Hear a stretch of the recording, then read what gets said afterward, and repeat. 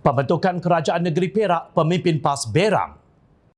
Nampaknya pemimpin PAS tidak puas hati kerana gagal membentuk kerajaan di Perak bersama-sama dengan UMNO BN.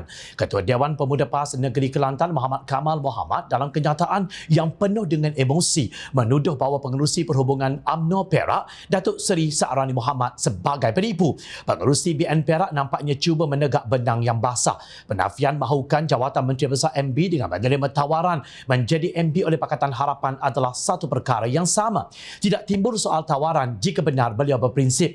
Menipu tiadanya perbincangan dengan PN juga adalah kesilapan besar Sa'rani. Memulakan satu langkah songsang untuk bersama-sama dengan DAP melalui jalan singkat semata-mata untuk jawatan dengan menggadai prinsip UMNO sendiri, ujarnya dalam kenyataan yang diterbitkan Harakah Daily. Beliau seterusnya mempersoalkan kebijaksanaan Sa'rani dalam tindakannya membentuk kerajaan perpaduan bersama Pakatan Harapan.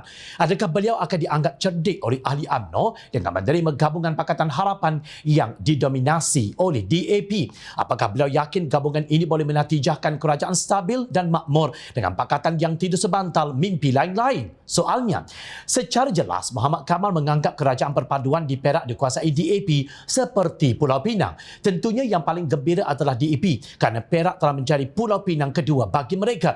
Inilah barangkali yang disebut menang sorak kampung tergadai kesian, sindirnya. Mengapa Ketua Dewan Pemuda PAS Kelantan melenting tentang keputusan yang dibuat oleh pemimpin politik di negeri lain?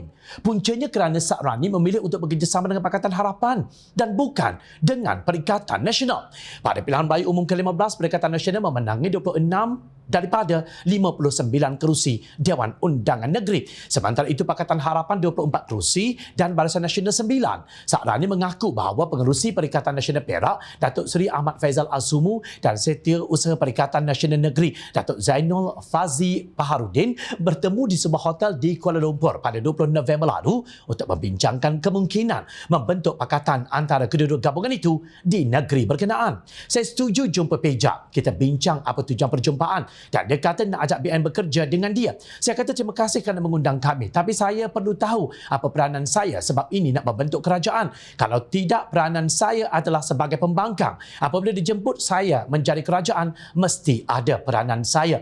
Saya kena berterus terang sebab PH pun telah berjumpa kita dan telah memberi peranan saya, iaitu BN akan berperanan sebagai speaker, BN akan berperanan sebagai menteri besar, BN akan berperanan 3 daripada 10 exco. Jadi jelas sudah ada. Katanya dalam satu sidang media dipetik utusan online. Menurut Sa'rani, Perikatan Nasional tidak membuat apa-apa tawaran ketika itu.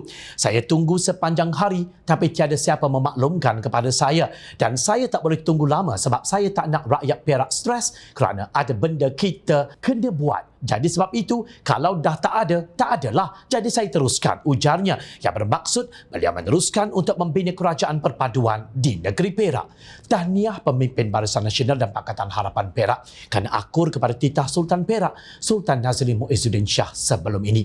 Begini titah baginda, setelah 62 tahun mencapai kemerdekaan, suara perpaduan yang menyatukan warga dan suara kesederhanaan yang merangkum warga jangan sama sekali dibenarkan untuk dirampas oleh mana-mana pihak kerana tujuan politik sempit jangka pendek. Masa depan rakyat dan negara tidak harus diserahkan kepada kumpulan yang membawa ekstremis kaum, ekstremis agama.